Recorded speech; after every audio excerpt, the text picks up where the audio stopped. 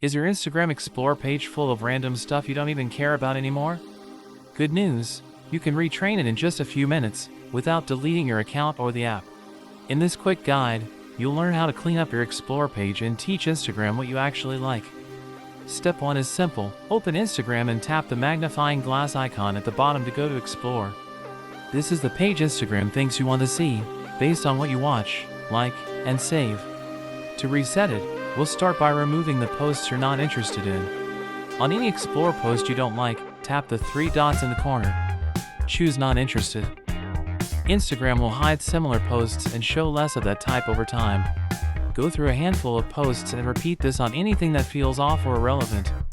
Next, positively train the algorithm. Search topics you actually love and engage with those posts.